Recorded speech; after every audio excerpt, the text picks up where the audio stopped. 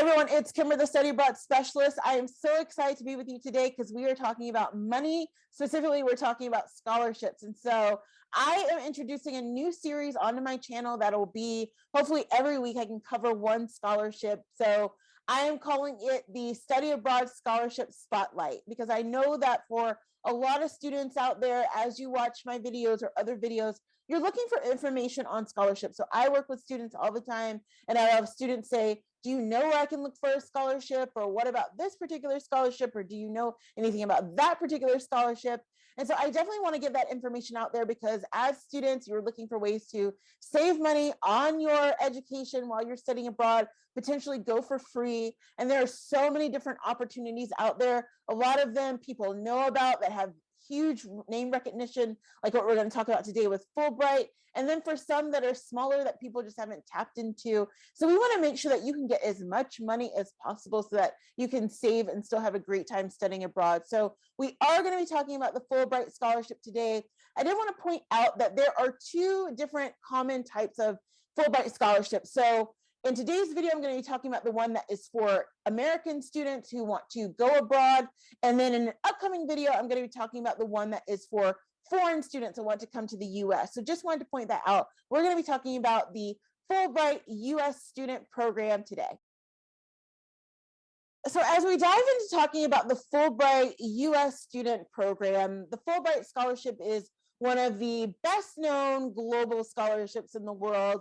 And that's why I wanted to point out the fact as well that I know that through my own research and talking to people that have worked with Fulbright students, that when you're first getting started, and if you, let's say, Google Fulbright, or even if you put it into YouTube, there's so much that comes back at you. You're like, I have no idea where to click and where to get started. So that's why I wanted to point out the fact that there are two common types that you would likely be looking for if you want to study abroad as a student. So in today's video, as I said, we're going to talk about the U.S. Student program, where students from the U.S. would be going to other places. And then in a future video, I will talk about the one for students who want to come here to the U.S. specifically. So to just kind of give you a short background of the Fulbright scholarship, of how do we actually get this? How did we get here? Well, the scholarship is named after J. William Fulbright. He was a U.S. Senator, and also an interesting fact as well, he actually was a Rhodes Scholar. So we're going to be talking about the Rhodes Scholarship in an upcoming video as well. A lot of well-known people, diplomats. We've had a few politicians who are very well-known, including Bill Clinton, who from the U.S. who have done Rhodes Scholarships. So people know about Rhodes Scholarships. They also know about Fulbright. The interesting part about William Fulbright is that he was a Rhodes Scholar. And so once he spent his time at Oxford, and he came back here to the US, and then he developed his career, and he was involved in a lot of different things and ended up in Congress. Somehow people end up there. I don't know why. They don't really do much.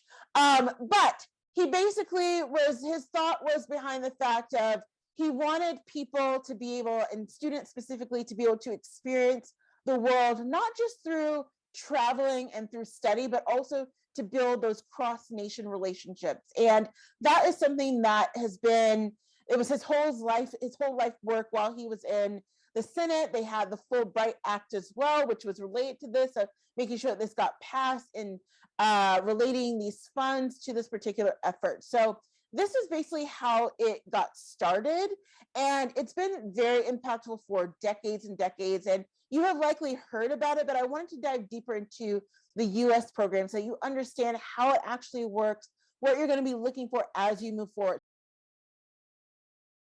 So in terms of the eligibility, I'm going to put something up on the screen here so you can follow along. So you do have to be a U.S. citizen to get access to the Fulbright U.S. student program. So that probably goes without saying, or you can be a naturalized citizen as well if you were not directly born in the U.S. You need to have earned your bachelor's degree. So that's important as well to point out. So if you are younger in the arena of college or university, this is not the time for you to apply. You need to make sure that you've earned your BA by the time that your research program and your scholarship begin. So maybe right now you are applying and you are a college senior. That's going to work out fine, because by the time that it comes around and it's ready for you to actually do it, it sometimes takes up to 15 months for this research program to kick in, you're going to be just fine. But if you are a little bit younger, you need to just wait until it is your time to be able to do that. Where you want to study is also very important, because you cannot be currently living in the country where you want to do this. So I know that that kind of seems very, kind of slick, like, oh, maybe you are getting a degree in the UK and you're like, well, I'll just do it here.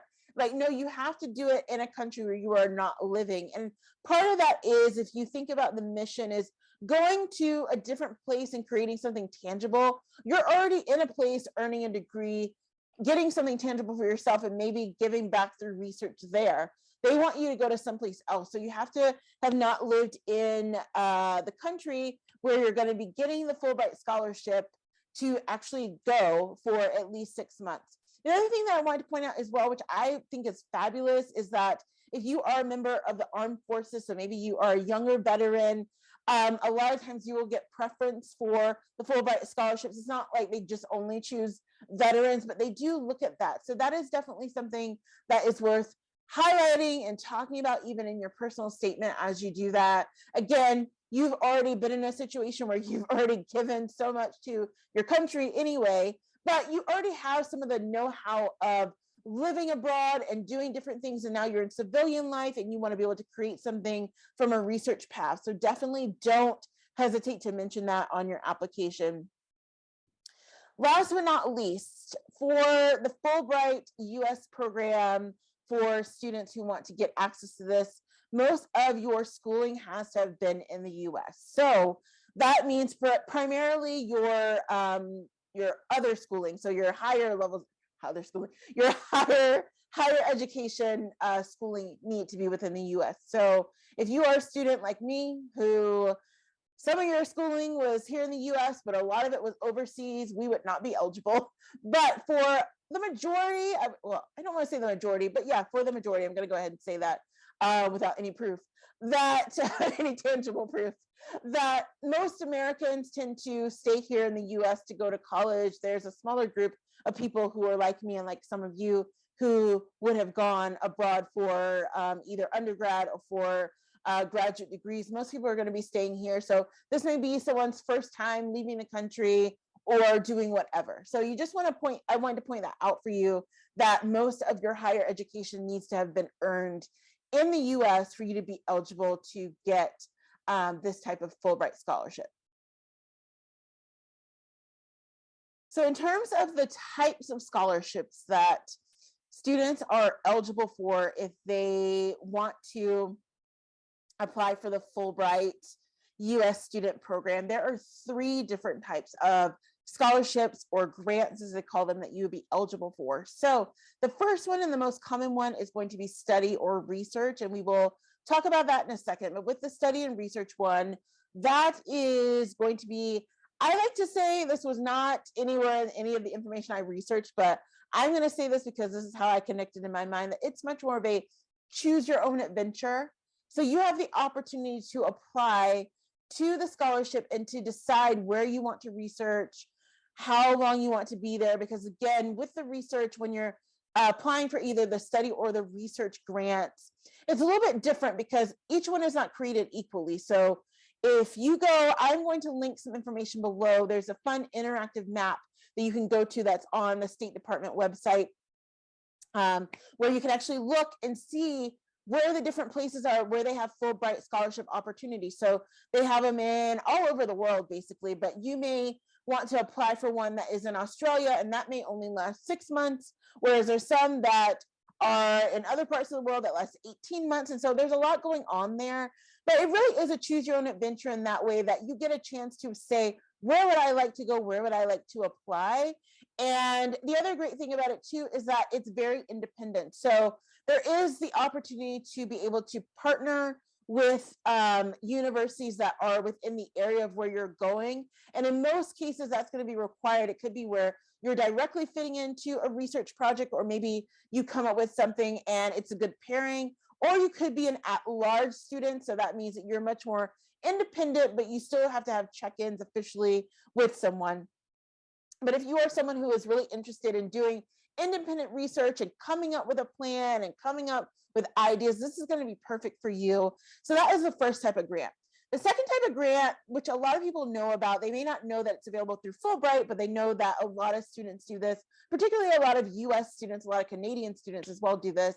But that is going to be the English Teaching Assistant ship program. So with that one, that is what you would think it is. So you are going to be going to certain places where you can apply to go teach English abroad. And this is actually a good opportunity. It is something that is very noble and noteworthy. I know that I believe it was about maybe 3 or 4 years ago, long before the cocoa came out, that it seemed so oversaturated that was something that everyone was doing, like, oh, I'm going to go over here and teach English, do that. But there is some nobility in that, because there's so many different places throughout the world where people are interested in learning English, or where they may have just gotten a supplemental amount of English, but they want to learn English and more of a higher level. And so a lot of people that do that, they do good work, and it is an opportunity as well to build out longer term opportunities that you may need in your career. So maybe you end up turning that into a small business for yourself once you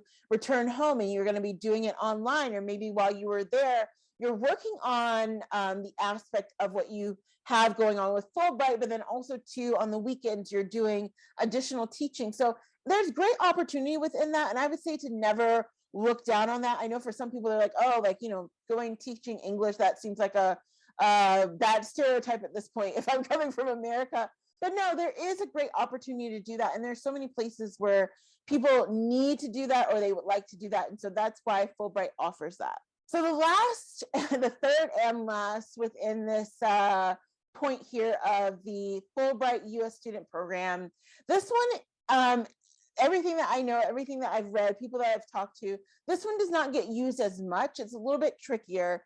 It's called a travel only grant. And so with this one, this is used for students to be able to combine what they are doing with a program to use the money that they get for any type of travel that they may need towards any research. So maybe you are studying abroad in Germany as a US student, but there's a component of a research project that you want to work on, or that you are working on, that requires travel to Italy, or requires travel to Spain, or whatever that's going to be. See, I need the English teaching today. But what the travel only grant does is it provides you with a certain amount of money that you can use towards that, so you don't have to come out of pocket for that. That is great, even though it is cheaper to travel once you are within Europe, or if you're within parts of the UK or in parts of Australia, it's going to be a little bit cheaper in terms of places that are shorter flight, or they're easy to get to, or you can get to by train. You still don't want to have to keep coming out of pocket for that, particularly if you are a student. And also too, if you're doing research, you're going to need to do the travel a lot of times, probably to get access to the information that you need. So with the travel only grants, definitely check those out as well if you are going to have a component of that to your research plan.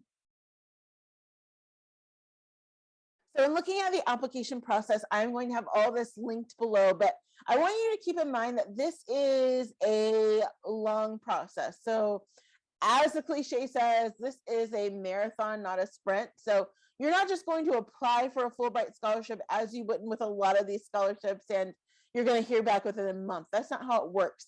Typically, there's an entire cycle. So the cycle can last anywhere from 12 to 14 months. Yes, I said 12 to 14 months. So right now, if you go on the website, you will find that the scholarship closes in October. And so that means that for a lot of people, they may not even actually, by the time they go through the process, let's say they are able to move forward, and then they have an interview, and then they come up with their plan and all these different things, they may not even begin until the following October, the following December. So you just have to keep in mind that this is a long process. And so you don't want to go in and, quit from school and be like, I am 3 credits away from graduating, but I'm going to get this Fulbright thing. Like, make sure that you finish your degree. Or if you are part-time working, don't go in and quit your job just yet. You want to make sure that you are being realistic about how long this takes. And that actually makes sense, because most people are not just applying to one scholarship. So maybe something will come in before this one, or maybe you'll just wait it out.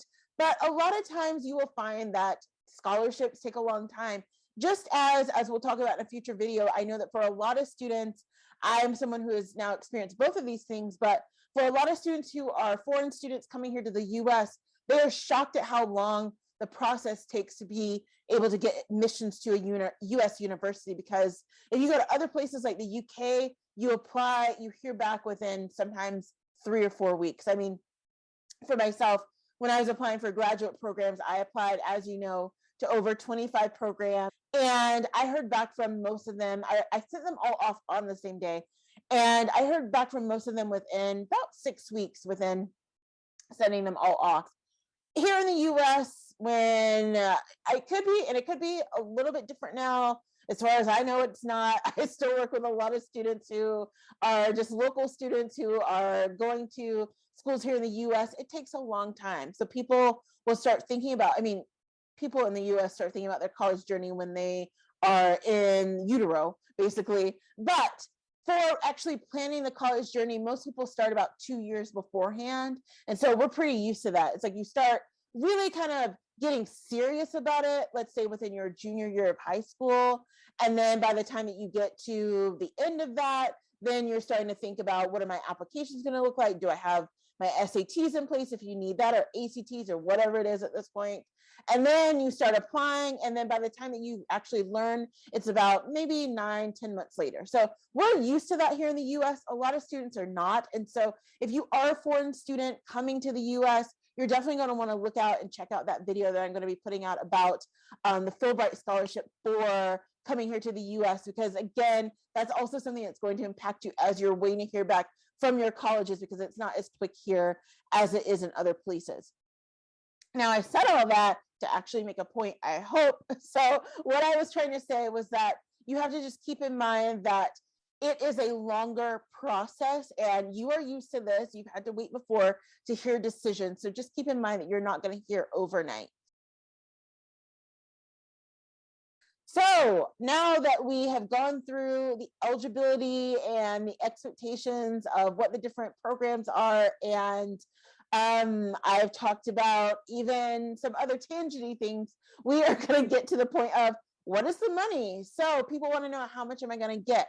That is going to depend on how long you're going to be staying there, where you're going, what the sort of viability of your research program is. Even if you are someone who got selected, most students get between $1,700 and $2,500 per month for their Fulbright scholarship for the US program. So that's a pretty good amount of change. Again, it is the equivalent of someone who would just be coming out of college, and in a lot of places at least. And it's a great opportunity. You're able to apply it to a lot of different things. You want to keep in mind that, and I know this can be confusing for some people, that tuition is not always covered by the Fulbright scholarship, that a lot of times what you're going to be applying it towards is going to be allowance towards your textbook, or for any type of living fees that you may need, or it could be applied towards travel that you're going to need for your different research. So you want to just keep that in mind as well, that you still may have to add some money onto that for tuition, but that is a great way to be able to have some supplemental money to help you support you in other things as you are going through with your study abroad. So definitely be excited about that in terms of what you might be able to get if you are able to get a Fulbright scholarship to study abroad somewhere else outside of the US. I did just want to point out too, I didn't want to skate over this, that as you would imagine, it is super competitive. So about 20 to 25% of students get chosen to have this particular scholarship, and there are so many that apply every single year. But in an upcoming video, I'm also going to talk a little bit more about that, because I want people to sort of get out of this idea of feeling that they're not good enough to apply to anything. You are good enough to apply to everything. And if no one has ever told you that, here I am. So I am always the pep talker. And so I am going to do a shorter video on talking about some of the myths around these popular scholarships and things like that. So we will get into that in another video. I hope that this video was helpful for you, though. I hope that you have at least learned a bit more about the Fulbright scholarship, and that you are excited to potentially apply. As I said, I'm going to link all the information that you're going to need to learn more about it. You still have time if you're interested in applying for 2022. If you're watching this in 2023, there's information about when everything opens up, or 2024, whenever you're watching this, this will live here for a long time. So definitely check that out. Also to subscribe to the channel so that you can get all the information that you're going to need on upcoming scholarships and upcoming videos. I release videos every single Friday and sometimes on Wednesdays and Thursdays. So definitely subscribe to the channel and also share this with anyone who you know that wants to study abroad. Thanks so much for watching, and I will see you on the next one.